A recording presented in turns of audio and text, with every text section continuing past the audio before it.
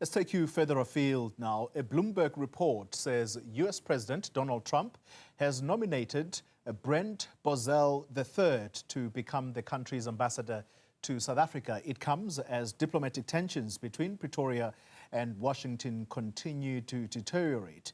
US correspondent Simon Marks joining us live from Washington this evening. Simon, good evening to you and thanks for your time. Firstly, let's try and get some confirmation from your end as to whether indeed this individual has been put forward as a person that will likely be the US's ambassador to South Africa, and if so, what do we know about him? Yeah, I think we can confirm this here on Newsroom Africa this evening, Golly, because if you go to the congressional website here in Washington, D.C., which is obviously an official government website, and this is where the information has emerged from, Brent Bozell is now listed as having been nominated by the Department of State, and therefore, of course, by President Donald Trump, to be the next ambassador to the Republic of South Africa. Now, there's been no official word on this from President Trump, who up until now has been announcing all of his ambassadorial postings through postings on his own social media platform, Truth Social. There's been no confirmation of this publicly by the State Department, but what's taken place here is basically a data dump onto the congressional website because they have to tell members of Congress that these nominations have been made so that members of Congress can prepare the confirmation hearings for all of these ambassadorial selections.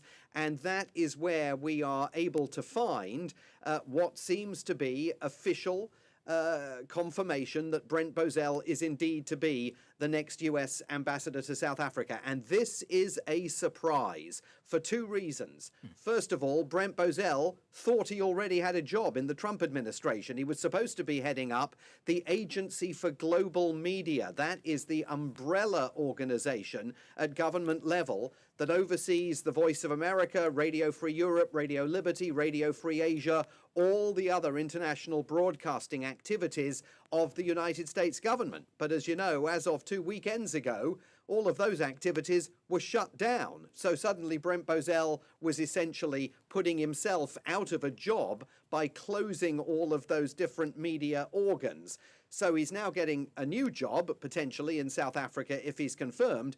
The other reason, of course, why it's a surprise is because we all thought that Donald Trump's nominee was going to be Joel Pollak, the writer from Breitbart News, who has the president's ear and is definitely one of those prominent voices that has taken the US-South African bilateral relationship, I think it's not overstating it to say, into the abyss over the last few weeks. So in Brent Bozell, the Trump administration is picking a figure who, unlike Joel Pollak, has not been publicly critical of the South African government, but he's definitely someone who is absolutely aligned from a geopolitical and ideological perspective with Donald Trump.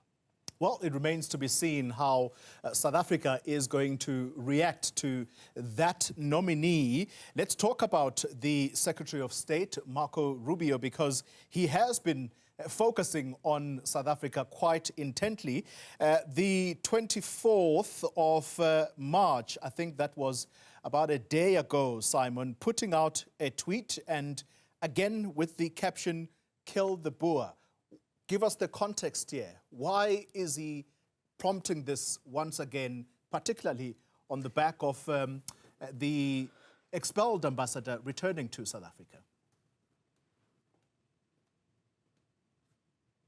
Yeah, well, I think it is off the back of that, but it's also off the back of some intemperate language that has been reported by Breitbart News and others that have been used by some in South Africa. Marco Rubio plugging away at what is very much his ongoing criticism of South Africa in that tweet saying, "Kill the Boer" is a chant that incites violence. South Africa's leaders and politicians must take action to protect Afrikaner and other disfavored minorities. The United States is proud to offer those individuals who qualify for admission to our nation amid this continued horrible threat of violence. I mean, that tweet only underscores the fact that the bilateral relationship between the United States and South Africa is in so much difficulty. And you are absolutely right to make the point, Golly, that the South African government will have to decide whether it is going to accept the nomination of Brent Bozell as the next US ambassador. One of the things that we know about him, like Marco Rubio and like Donald Trump, is that Mr. Bozell is absolutely committed to being a steadfast, vocal supporter of and ally to Israel.